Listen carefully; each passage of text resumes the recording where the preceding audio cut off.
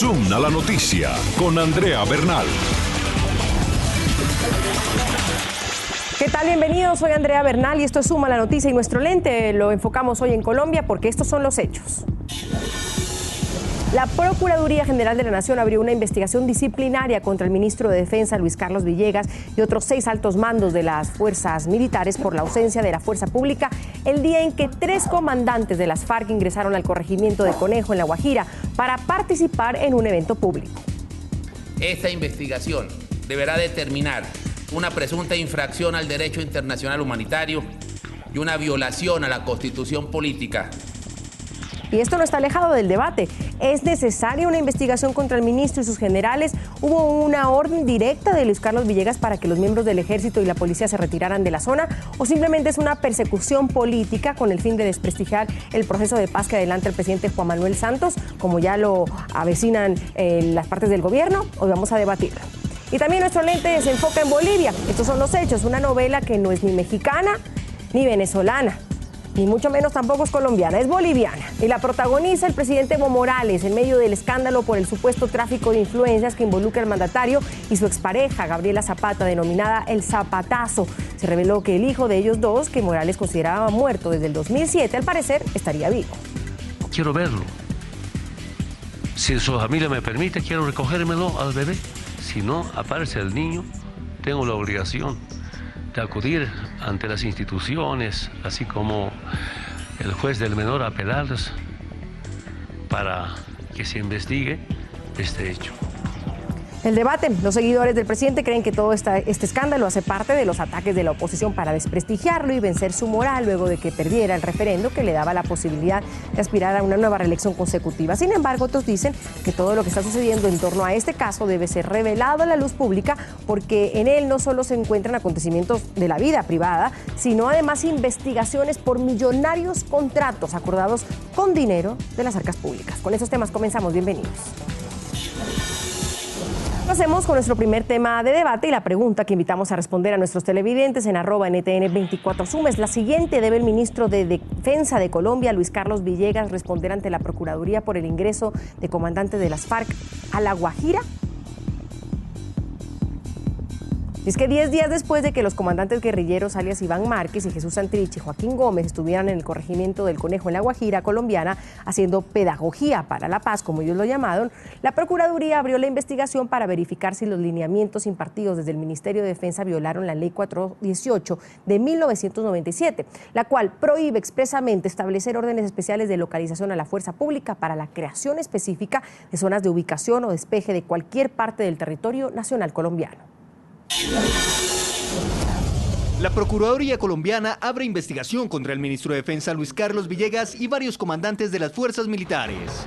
La presencia del secretariado de las FARC en el corregimiento del Conejo en el departamento de La Guajira, al norte de Colombia, el pasado 18 de febrero, generó las primeras consecuencias disciplinarias. La investigación busca esclarecer si hubo alguna orden para despejar el corregimiento y si se puso en riesgo la población civil. Si las fuerzas militares y de policía se retiraron o no hicieron presencia física durante el tiempo que estuvo la guerrilla de la FARC en el corregimiento de Conejo. Entre los investigados por el hecho están el ministro de Defensa y 6 comandantes de las fuerzas militares colombianas, entre los que están el comandante general de las fuerzas militares, general Juan Pablo Rodríguez, y el general Alberto José Mejía, comandante general del ejército. Minutos antes de la apertura de las investigaciones, el ministro se había pronunciado sobre el tema. Orden en la línea de mando pertinente no hubo, pero ese es un pelotón móvil. Aunque la visita de los delegados de las FARC fue autorizada por el gobierno, el presidente Juan Manuel Santos cuestionó que se hiciera con actores armados. Condenable desde todo punto de vista. Sin embargo, para las FARC, los reclamos del Ejecutivo fueron una pataleta del presidente. Por pataleta, presidente Santos, perdimos tiempo clave para sacar algo en función del acuerdo final. Pataleta o no, lo cierto es que la investigación abierta por la Procuraduría ya genera polémica en Colombia, donde para algunos se pretende desestabilizar el proceso de paz, mientras que otros creen que los señalamientos son legítimos y deben ser esclarecidos. Debatimos este tema. Saludo desde Bogotá a Álvaro Forero Navas, analista político, profesor de Derecho en la Universidad Central. Desde nuestro centro de noticias en NTN 24 le doy la bienvenida a José Obdulio Gaviria, senador por el Centro Democrático, y a Luis Emil Sanabria, presidente de la Red Nacional de Iniciativas Ciudadanas por la Paz y contra la Guerra, Red de Paz. Señores, gracias por participar con nosotros. Bienvenido. La pregunta que quiero abrir es primero si el procurador está haciendo lo que él tiene que hacer, a investigar y abrir el escenario, saber qué fue lo que verdaderamente pasó en Conejo. Ahora, señor Gaviria, quiero empezar con usted. ¿Lo que sucedió en Conejo fue una situación aislada, como incluso las FARC lo ha dicho, o podríamos ir más allá y pensar que hay una orden expresa para que los miembros del Ejército y la Policía se retiraran de esa zona y ocurriera lo que ocurrió? Bienvenido. Había una cosa y hay hoy otra cosa. Para los televidentes internacionales hay que explicarles que las FARC, una organización criminal sumamente sanguinaria, que ha cometido unos delitos terribles. Por ejemplo, una vez secuestró a todos los diputados de un departamento del Valle del Cauca, los encerró en una especie como de corrales de animales, los tuvo allí años y cuando llegó, creyó, dijo, inventó que había llegado el ejército, que había ese peligro, los masacró. Esa organización está hablando de paz en La Habana. Ese ambiente de paz es muy bueno, maravilloso, discutir y dialogar sobre la paz, pero no se está hablando con unos angelitos, ni se está llegando a una determinación de que ellos actuaban como representantes del pueblo y el Estado colombiano era un tirano que los obligaba a rebelarse. En ese escenario y en ese ambiente, ya más o menos se acercan a un acuerdo, que es un acuerdo muy cercano a la absoluta impunidad e incluso elegibilidad para el Congreso y para los cargos públicos. Entonces comenzaron a hacer lo que ellos llaman una pedagogía a sus bases guerrilleras. ¿Qué es lo que ellos dicen que estaban haciendo y lo que dijo el gobierno. En ese lugar? Ya la habían hecho unas 6 veces anteriormente. Yo, por ejemplo, tengo constancias de que en Caquetá lo hicieron. Lo hicieron en medio como una fiesta, como un acto político, como un acto incluso de desprecio y muy soberbio respecto a su pasado. ¿Y de la misma forma? ¿No había fuerza pública? ¿Estaban armados? Igual, idéntico, sin informar, lo constaté, ni al gobernador o a la gobernadora en el caso de La Guajira, ni al alcalde de Fonseca en el caso de La Guajira, sin ninguna información. Lo que han descrito no solamente nuestros amigos que fueron los que nos enviaron por Twitter las fotografías y lo demás y que por eso pusimos el grito en el cielo, sino lo que han informado los medios de comunicación, por ejemplo RCN. RCN fue allá y la recibieron a piedra, no querían que se informara nada. Encontraron una especie, un escenario político muy bien montado, con iluminación, con carpas muy bellas, todos los miembros de las FARC que estaban esperando a sus jefes armados, eso está totalmente prohibido, y además se tomaron el colegio. De manera que lo que tiene que hacer el procurador es saber quién diablos dio una orden tan absurda y por qué engañaron a la opinión pública diciendo que era una actividad de pedagogía y no una actividad política armada. Señor Navas, bienvenido y gracias por acompañarnos, señor Forero. Un gusto tenerlo aquí en el programa. Buenas noches, Andrea. ¿El procurador está cumpliendo con su deber? Lo que pasa es que es el momento en que pretende iniciar unas investigaciones que parecen claramente más bien estar orientadas a un sabotaje a la paz. Evidentemente, las FARC no son ningunos angelitos, como dice el senador José Obdulio, pero las FARC no han sido angelitos nunca. Y en el gobierno del presidente Álvaro Uribe, siendo que las FARC no eran angelitos, pues el expresidente soltó a Rodrigo Granda y permitió que Karina, que era una guerrillera que había participado en tomas y en masacres, se convirtiera en una gestora de paz. Entonces, el punto no es si las guerrillas son o no angelitos, que evidentemente no son angelitos, han atentado contra la seguridad y contra los derechos de los colombianos, pero el punto es que estamos tratando de llegar a un acuerdo de paz. Como lo ha dicho muchas veces el presidente Santos, la paz se hace con los enemigos. Y esos acuerdos de paz en este momento están, en mi opinión, saboteados, intentando ser saboteados por el procurador, porque porque las FARC no han firmado el acuerdo de paz. Todavía no hemos llegado a ese acuerdo de paz. Claro, pero yo no estoy de acuerdo con proselitismo armado de ninguna manera, pero en el escenario de esos acuerdos de paz, pues ellos ya están dando señas de por lo menos de que hay una intención real de poner las armas.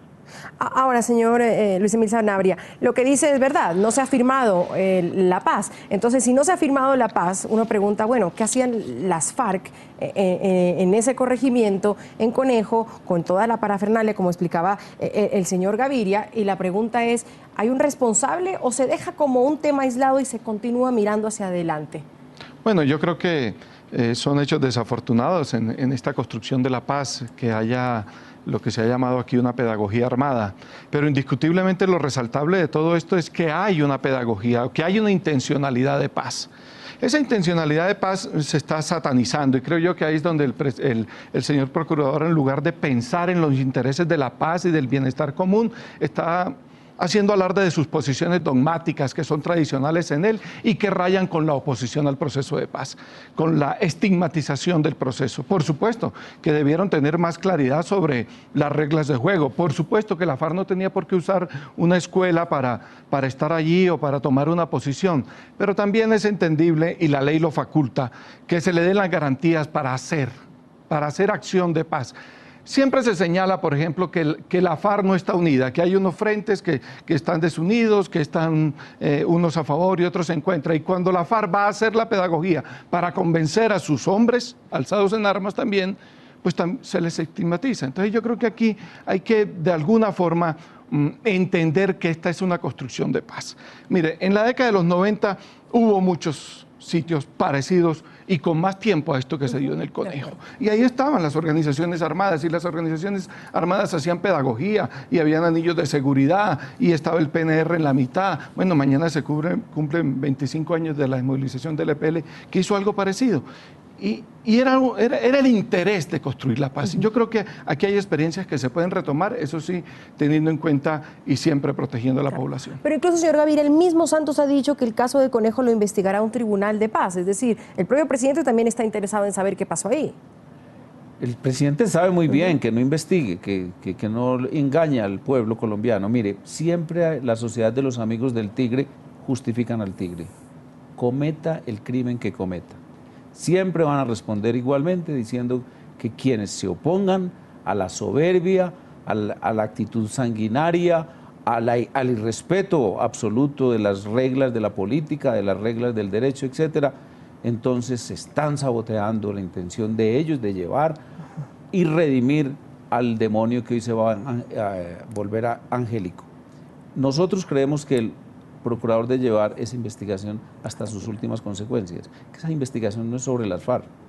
De las FARC ya sabemos cuáles son sus crímenes. Estamos hablando desde el ministro, estamos hablando de los miembros de la cúpula militar que en un acto absolutamente inaceptable se convirtieron en una especie de observadores de actividades criminales de una organización. Eso no se puede aceptar, está prohibido en la legislación colombiana y en consecuencia debe actuar. Álvaro, ¿y qué garantía hay en este momento para que no se repita de la forma que se hizo en otros lugares del país? Porque si hablamos de pedagogía de paz y tenemos eso sobre la mesa, pues nos podemos imaginar miles de escenarios. Y uno de esos escenarios fue el que se vivió en La Guajira, en Conejo. ¿Qué garantía hay de que no se repita hasta que se firme el proceso de paz una situación como esas? Pues Andrea, hay que ser muy sensatos en estos momentos con la paz de Colombia.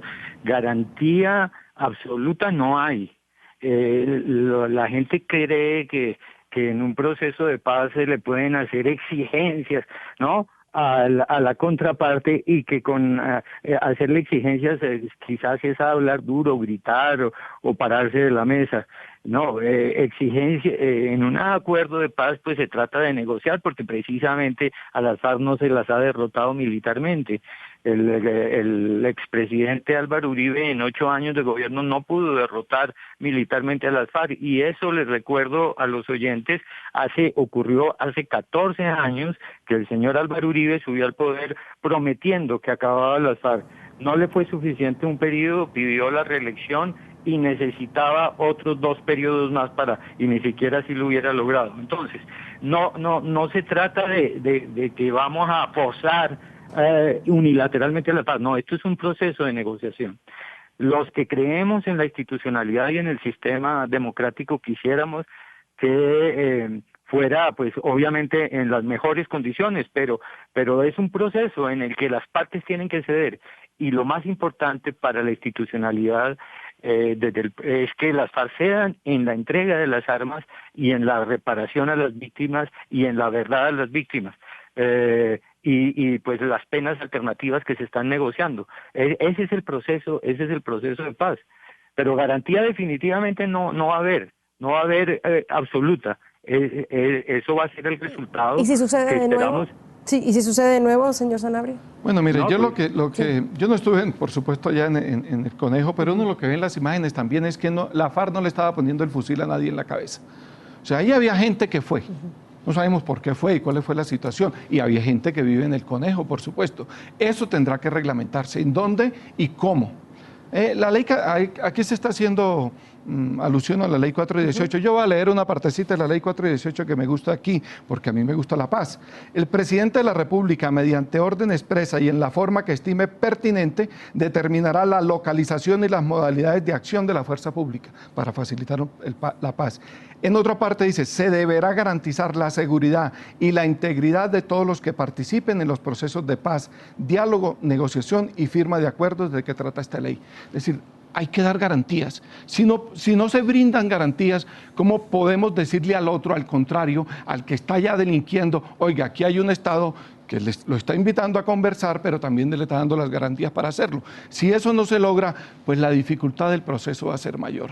Yo creo que ahí hay cosas para reglamentar, pero por supuesto hay cosas para seguirle exigiendo a la FARC. Señor Gaviria, eso de las garantías me parece interesante. Hay que darles garantías, dice el señor Sanabria. Mire, la garantía que debe tener la sociedad... Pero se está diciendo que hay que darle también esas garantías, que por eso está de acuerdo en que haya sucedido de la forma que sucedió. Mire, ideal que haya sitios de ubicación donde se concentren los criminales para prepararse a su desmovilización, entrega de armas y expiación de sus culpas. No para que lleguen al poder, no para que inicien pues como una especie de caravana triunfante. Se creían Fidel Castro y el Che Guevara llegando en 1959 a La Habana. Eso no es lo que ocurre en Colombia. En Colombia acaba de publicarse un Leviatán. El 18 de diciembre nos dejaron leer un documento infame. Es un documento que establece, primero, la absoluta impunidad. Segundo, la elegibilidad. Tercero, que delitos y crímenes internacionales como el narcotráfico quedan subsumidos en el delito de rebelión y en consecuencia son amnistiables. Contra eso nos vamos a enfrentar. Vamos a dar la lucha en el Congreso, vamos a dar la lucha en las calles, vamos a dar la lucha en los escenarios internacionales y no estamos solos. Amnistía Internacional acaba de dar una apreciación idéntica. Human Rights Watch dice lo propio y el pueblo colombiano en su mayoría, Opinómetro, una de las últimas encuestas al respecto dice 47% por el no, si lo que se nos va a proponer es esas normas de impunidad y ese escenario que es simplemente un anticipo de lo que vamos a vivir los colombianos, de la soberbia. Es que las hienas se ensoberbecen cuando el enemigo es débil, cuando la sociedad actúa como actuó en el Conejo.